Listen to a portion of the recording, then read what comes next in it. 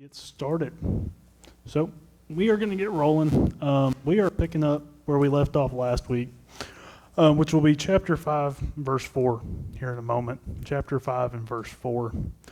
So we are in the middle of a section here a little bit that we've been talking about, which is that opening 6 verses of chapter 5.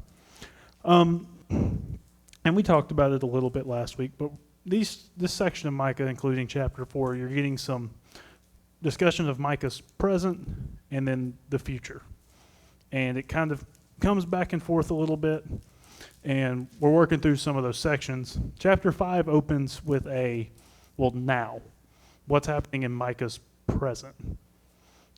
Which for us is now the past. But then you get, Micah's future.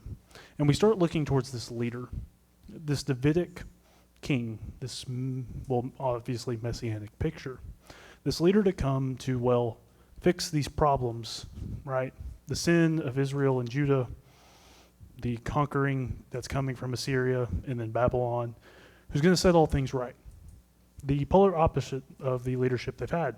And we're walking through that image of this leader. So we're picking up in verse 4. So I'll read, and we'll go through verse 4 all the way through verse 6. He will stand and shepherd them in the strength of the Lord, in the majestic name of the Lord his God.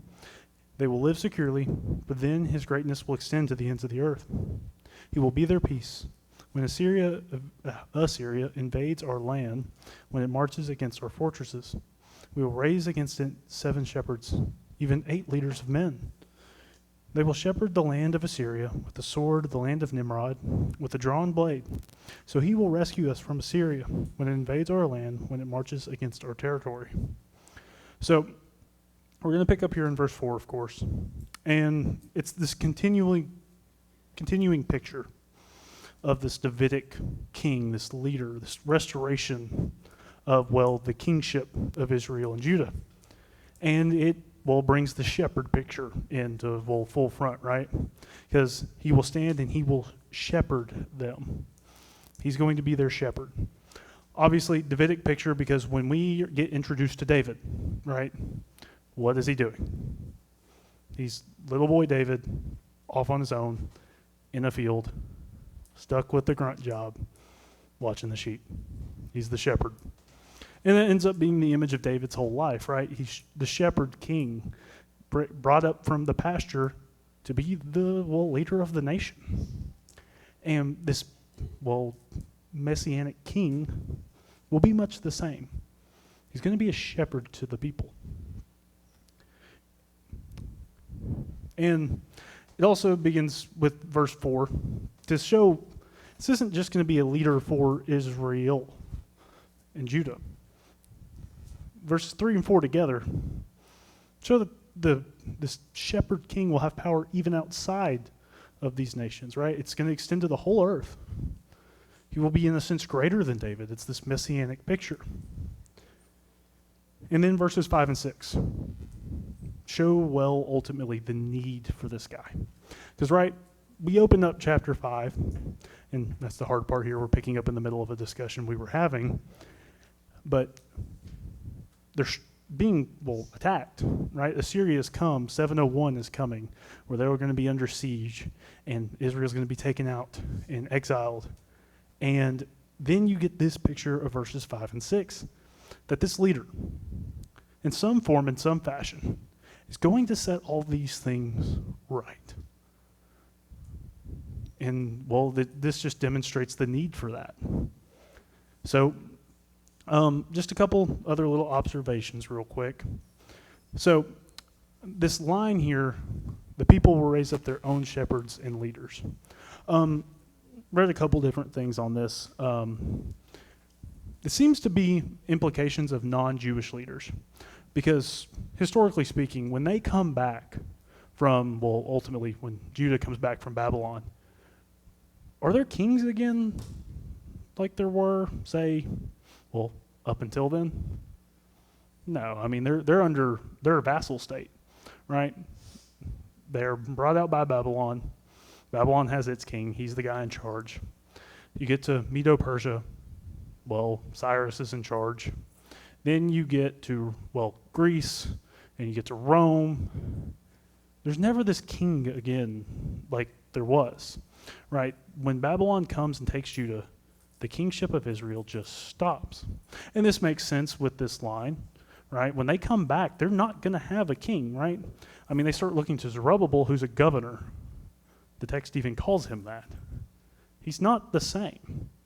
But this guy's going to be a king. He's going to be different than even these leaders, these non-Jewish guys ruling over them. But, and we see it, these guys don't save them either, whether they be Jewish, whether they be the non-Jewish leaders. They're ultimately still exiled, all these things. I mean, think about it. When Christ enters the world, God made flesh.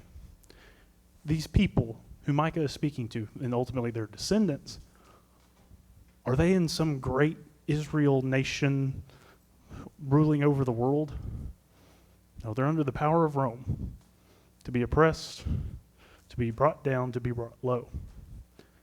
And it's ultimately going to be through this Davidic ruler that, well, they're going to be saved. So before we kind of hop into my last little chunk on these, any thoughts, questions, ideas? Like I said, I understand it's a little odd. We're picking up in the middle of where we were. All right. Well, especially if you're wanting to go back and review this, one, obviously, go back, listen to what we talked about last week on YouTube. But also, the background picture for this entire section is this passage out of 2 Samuel 7. It's going to be particularly verses 11 through 17. It's this promise to David, covenant made between him and God about raising up a son to the right hand, a Davidic ruler. Immediate context ends up looking like Solomon, right? Because they're the most prosperous under Solomon in a lot of ways. They fall in a lot of ways. But when it comes to just the Israel flourishing on a human level, looks like Solomon. But all obviously raised up to his right hand. Oh, we go read Hebrews 1. It's Christ. And this 2 Samuel 7 passage is the backdrop. And obviously Micah is using this to show his audience the breadth of this faithful love that's extended to David and how it ultimately will extend to them as well. Because that's what this is, right? This Davidic leader will show the love of God to these people, even when they've been oppressed, struck, afflicted, exiled, all these things. The covenant that God makes with David there shows love to them too. So that's all I had on these chunk of verses before we kind of hop into our next chunk of Micah 5. But any thoughts, questions, ideas, anything? All right. Well, we're going to get 7 through 9, verses 7 through 9. So, can somebody read these for me?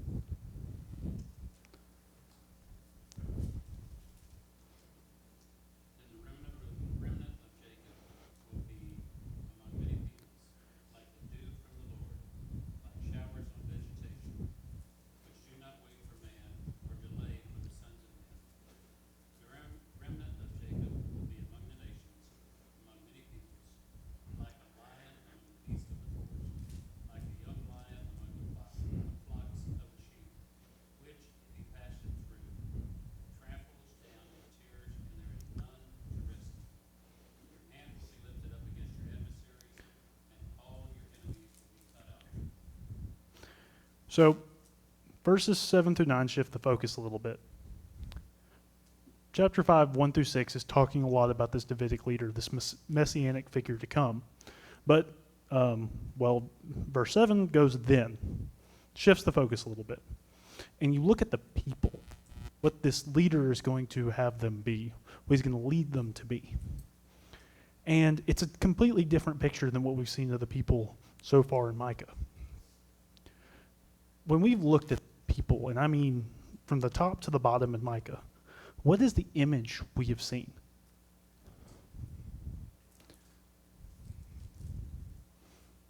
Oppression? Okay, not the leaders, but the people they rule over. Let's go there. The people, just the common people of Israel, what is the picture of them been in this book? Awful, Yeah, they're oppressed, they're suffering, they've been hurt, and the leaders are the ones doing it. But this leader is doing something different, right? Then the remnant of Jacob will be among the people, like dew from the Lord, like showers on the grass, which do not wait for anyone or linger for mankind. And then you get into verse 8, then the remnant of Jacob will be among the nations, among many people, like a lion among animals of the forest, like a young lion among the flocks of the sheep, which tramples and tears as it passes through. There is no one to rescue them. You get this image of them as the morning dew, and them as this predator, this conqueror, all at the same time. Right? They're a renewed people, and they're cleansed and they're purged from all this idolatry all these other leaders have brought in. But they're also this conquering group as well. They're going to grow. They're going to spread in some form or fashion. And they're going to take those who have oppressed them.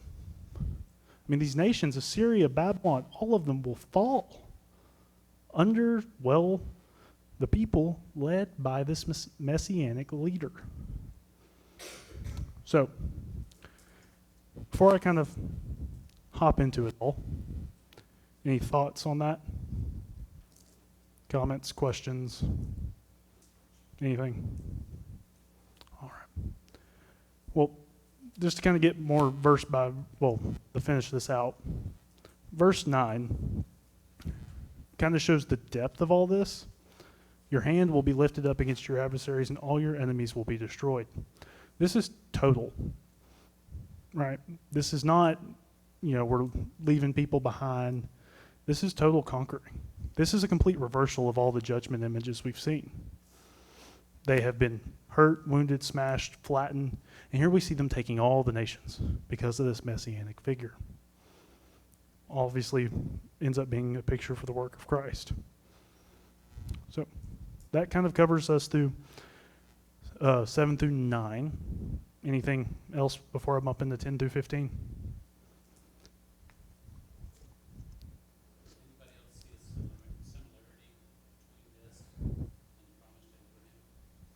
That is a good connection, actually. The Abrahamic promise, I mean, a blessing to all nations. You have the seed that will come, all of these things, yeah. Because that is actually one of the more common images used for these type of texts is the Abrahamic covenant. That is a good connection. Mm-hmm.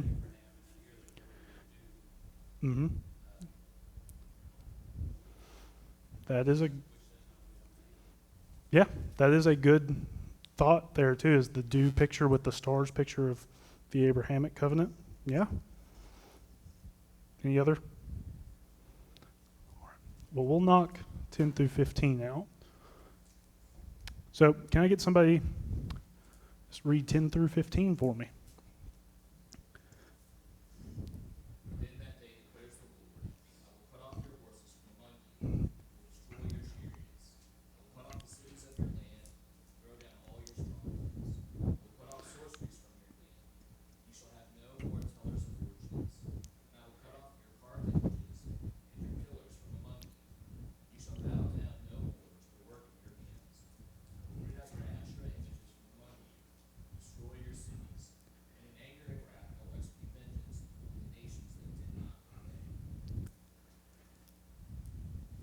So we see here another day of the Lord picture. This has been a big thing in the minor prophets. And here we get a particularly strong one in one respect. And I want to walk through this because I think there's something in particular going on with this one. So let's start verse 10 here. I think verse 10 brings us back to Egypt for a moment. I want you to think about this. When they're coming out of Egypt and they're being pursued, what is Egypt chasing them on? Chariots. Actually ends up being a common picture for the nation of Egypt throughout the biblical text. When Solomon comes to power and you start to see things go wrong, what's one of the first things mentioned? Horses and chariots and all these things. Because Solomon becomes this picture of what Pharaoh was to them when they started as a nation. And here we see on this day of the Lord, when they've been oppressed by their leadership, and God's going to make it right. What's one of the first things to go? Chariots. And when they will go to take the land, and you get to Deuteronomy, and they're talking about all the events of Exodus there, guess what they're mentioning? The chariots that Egypt used. Now, to us that seems weird. What's this big deal about chariots? Well, in the ancient world, they're not driving tanks, right? They don't get a drone strike. This isn't Call of Duty. This is guys on foot, and if you have a couple horses pulling a chariot, dude, you're hard to hit, and you're about unstoppable. These are like super weapons to them. And that's part of the military might of Egypt. And it just becomes this picture of military power. And here we see God in the day of the Lord is taking all that away. None of that is going to matter. Because he's bringing them peace. There will be no need for these things. And then verses 11 through 15 develop the picture a little more. Because this brings the conquest. Israel is going to take the land. When you get to the end of Deuteronomy going into Joshua. Because what is he removing here? What is God getting rid of?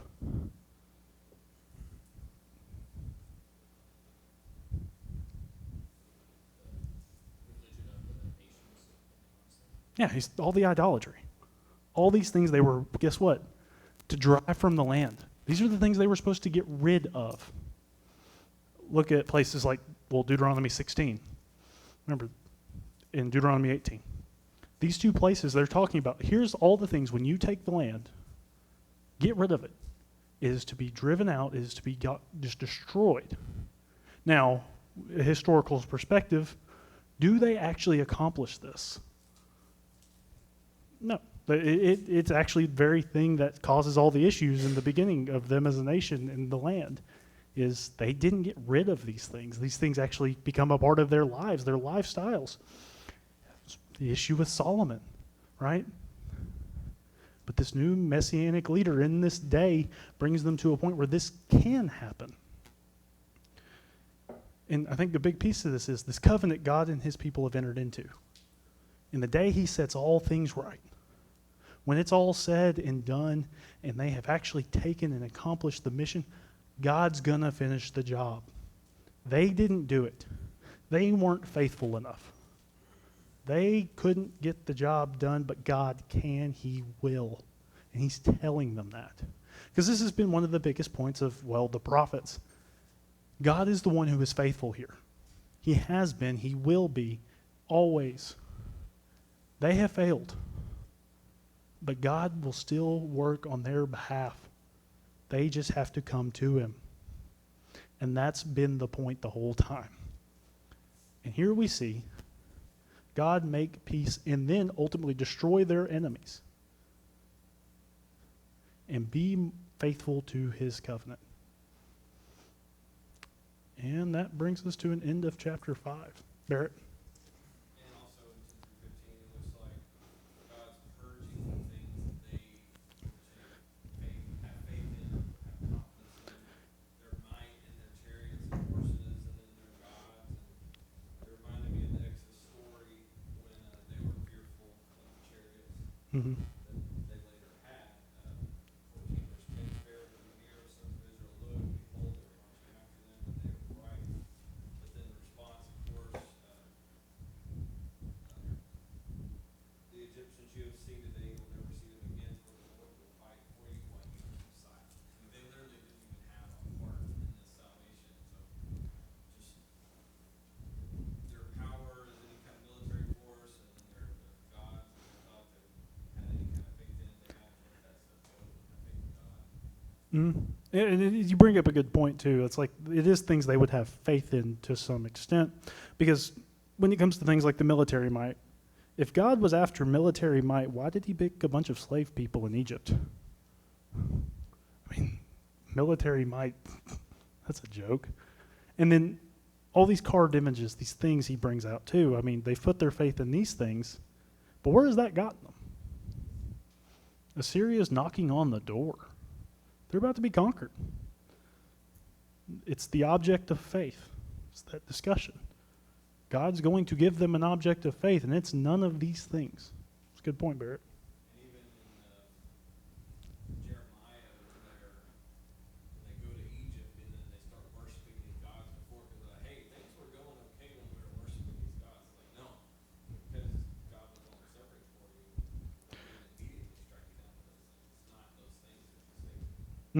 Don't confuse them, right? Just because God is patient doesn't mean God is just letting this happen without consequence either.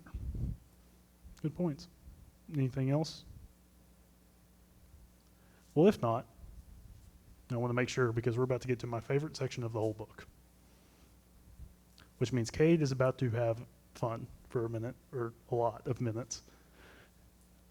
But I just want to make sure before I move on here. Because chapter 6 is my favorite. Because we get my favorite verse. I know I've been talking about it continually as we've gone through Micah. But I think this section is what Micah has been building to in so many ways. And this opens our final section of the book as a whole. If you remember some classes back, I put up like a 3-part chart of how Micah's laid out, and this opens our final section. This is the tail end of the book in some sense, and in some sense I think it's the climax, because we have gotten to the thing, and we're going to get the verse that I love so much. So, we'll take this in chunks. Probably going to take this more verse by verse. But, so, we've seen in this end of chapter 5, God's talked about this military power, these idolatrous things, how he's going to remove them, how he's going to take out and get rid of all these nations that have opposed them. But here we get a focus, a very direct focus on God and his relationship to his people. And this takes a very specific format. This is a legal case that God is about to make. It actually brings us back to some of the pictures of the first few chapters. God's going to open here with a court case. We're in a courtroom. God as judge, as jury, and as executioner. So, can somebody read verses 1 and 2?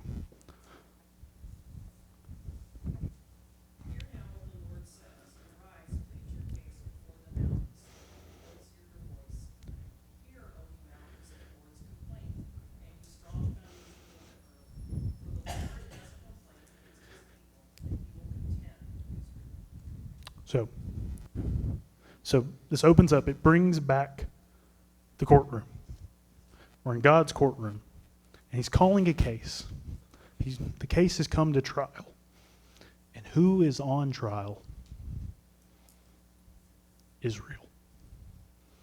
And God starts calling witnesses.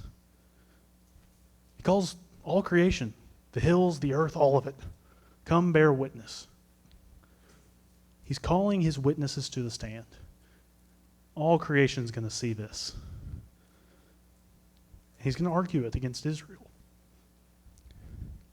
It's quite the opening setup, but the question is then, what is the charge? What is God charging Israel with? Somebody read verse 3.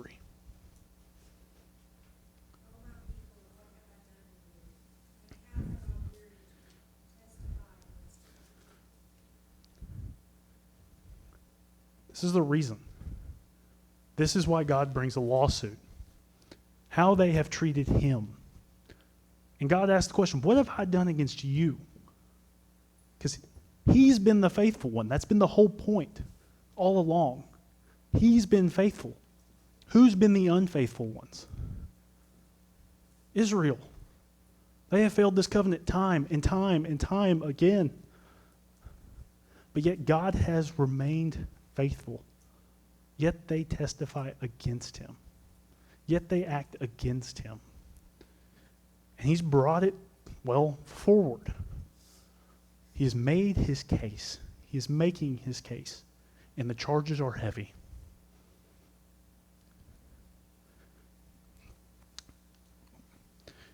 Somebody read verses 4 and 5.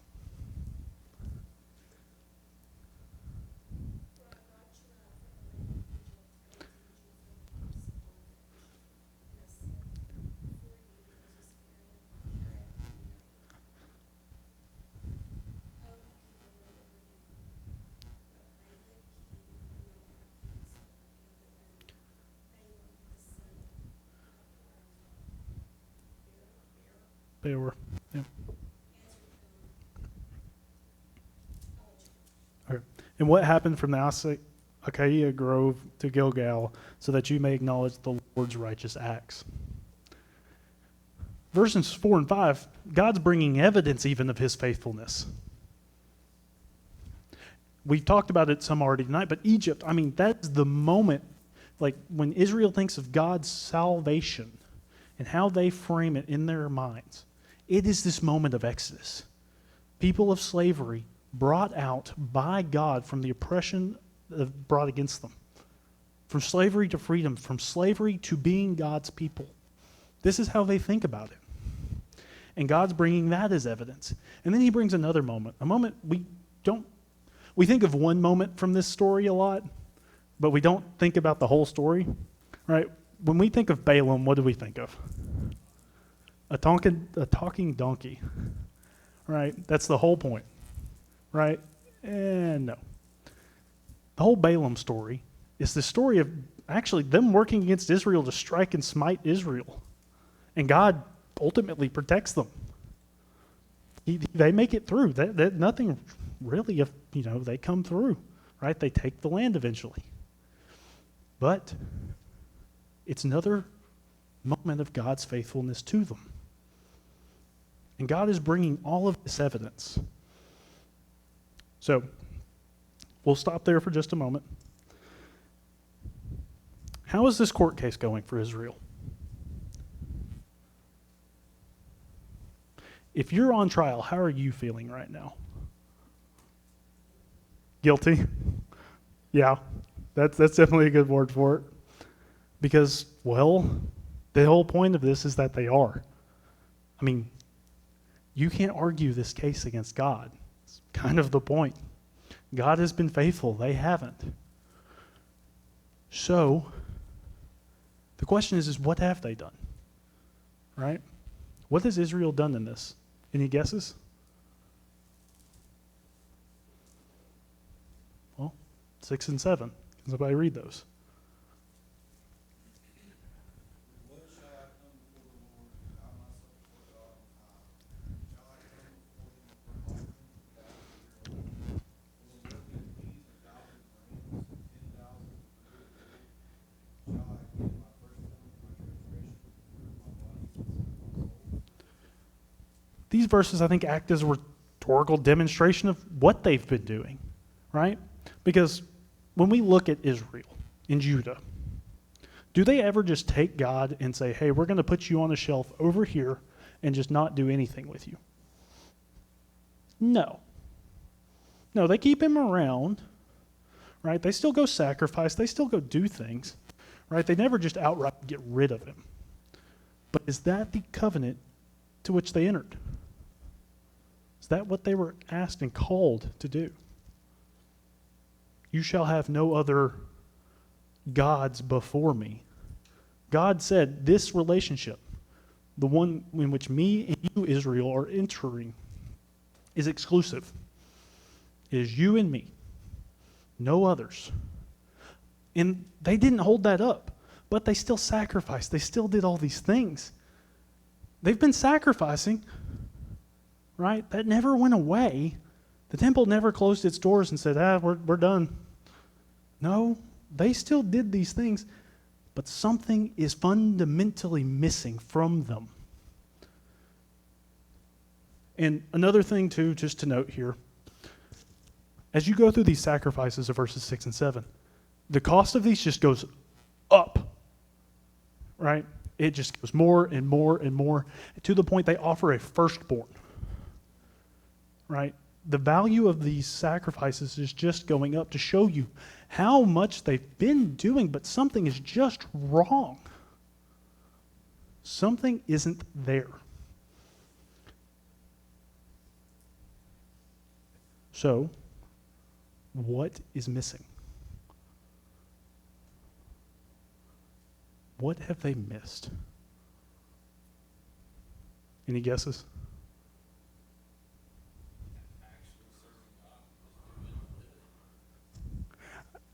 That's going to be pretty close to what I say, I think, here in just a moment.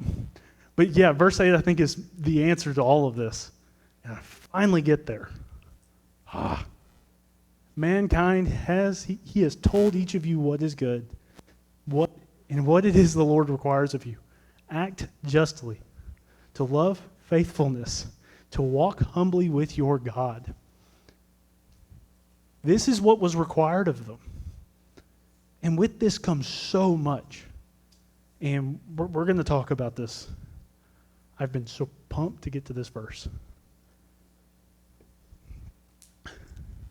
See, it's not just been the sacrifice in the ritual that God has asked of them. That was just a demonstration of what it actually was. The response is the love covenant of God. That is what they've been asked. It was never just about taking that goat to the altar and killing it just to make God happy. That was never the point. The point was, I love God so much, I'm willing to lay this down. This thing matters to me, and I'm willing to set it aside for God. They have entered into covenant, and this is something deeper and more powerful than just merely taking an animal and putting it on the altar, than taking your firstborn and putting them on the altar. There is something more here. And 6 verse 8 is touching to it, because it's not just the laying something aside, it's the response to it. It is how it transforms and changes how one responds to God. The first part, I think, is something that the whole book has touched on. To act justly. To do what is just. When we've looked at the leaders of Israel throughout the book, how have they acted? Unjust. From top to bottom, they're described as cannibalizing those they should protect. They are the chief committers of injustice in the nation, and they are once in this covenant relationship with God. They haven't responded properly. They've done the opposite. They've walked away. They have not done justice. Almost every way possible. They failed the expectation of this covenant, what it means to walk with God. And they've done it by perverting justice. That's one way they've done it. The second, and this is where we'll spend a little bit more time, is this to love faithfulness or kindness. And I think this is the fundamental point here. Because what sits behind this thought, and ultimately this whole verse, is one word. It's a Hebrew term, hesed. Actually, I think I made a comment on this Sunday when I was in here. This word matters. And I wish we had a better way to do it in English. It's translated, like love, faithfulness, loving kindness, something like that. Because with this word comes a whole lot of meaning that we just can't get across in one English word all the time. And it's fundamental to understanding pictures like this and what this covenant with God means. And it's used to describe what it means and what it means to love God as He has loved them. And when we think of relationships and how relationships should work, what do we think of give and take relationships? Is that always ideal? Now, what about relationships where there's only taken and all given? Right? We don't like to be on the giving into those relationships where all we do is give and give and give and we never get anything back. That's not what this is. But that's how Israel has been treating God. He has been giving and giving and giving His faithfulness to them, and they've been taking it and taking it and taking it for granted. Hesed, what they've been called to, how they've described this covenant over and over and over again, isn't give and take. It's not take and give and take. It's giving and giving. One side gives, so does the other. It's giving to God as He's given to them. He's given them His faithfulness over and over and over again. Because He's God. And He's expected them, guess what? To give Him their faithfulness over and over and over again, because that is the covenant in which they've entered. But they failed. That is the point. That is the heartbeat of this book. This is what Micah has been trying to get at, is that they've failed this covenant, and it has caused them to fail each other. Because this relationship, this covenant with God, it's to live as he lives, do as he do, life as God would live life. Because it expresses itself, yes, towards God, but towards creation as a whole. This was the love they were to demonstrate to everyone. See, we often want to boil down how our relationship with God is just me and him, right? I need to focus on just me and him. If I get that right, then we're good. I don't think that's the whole picture. That's a very fundamental, important piece, and I am not trying to undermine that. But especially with how Micah has talked this whole time, this relationship piece with God, as much as it is you and him, it is you and him, and then how you treat other people in response to it. Right? We just talked about it, the line previously, act justly. They have been condemned over and over again for their injustice, how they have treated others. And now here we see, this is all an outflow of, well, I haven't gotten this thing right with God. They're related. This hesed love of God should cause a response from them, and it should lead them to love him more and to love others. Okay. I'll simmer down for a second. We got a couple minutes left. Any thoughts, comments, questions? Yeah. Okay, Tracy, we'll start here. It reminds me of the modern society we live in, that we love God so much that we're willing to get a tattoo of a cross or a bumper sticker. We're willing to sacrifice and put a bumper sticker on the car, or we're going to click some things on Facebook because we love God so much, or we're in chain of a cross. We're going to make these huge sacrifices, and I just see the modern society very much like those people that Micah. Oh, yeah. I mean, this is the thing. Man still does these issues. Barrett?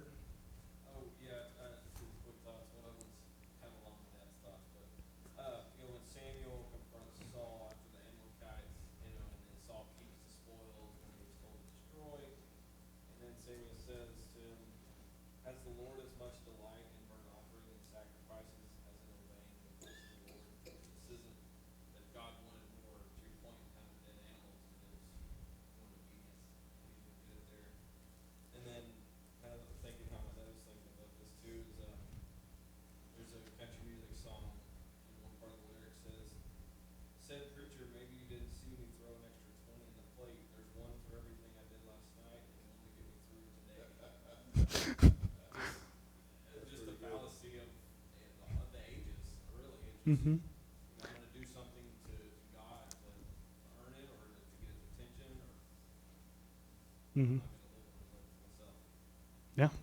It's the lived faith. Greg? Just an observation on the latter part of verse 8. We have talked in chapter 5 that it's messianic.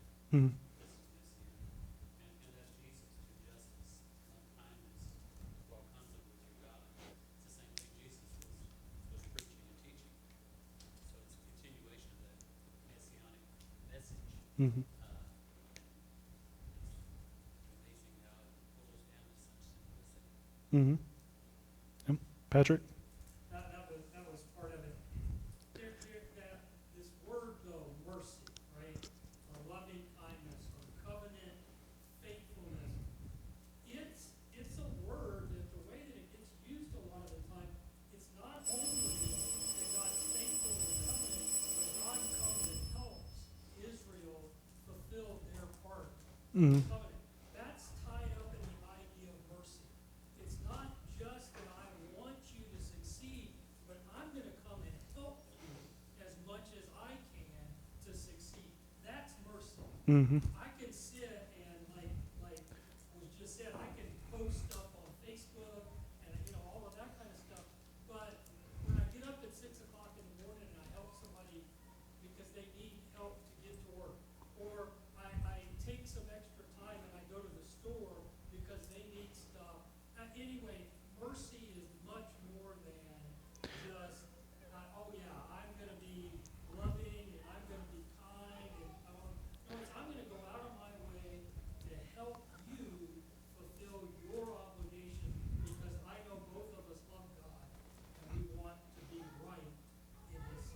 It's an active stance, not a passive one. All right, we are done.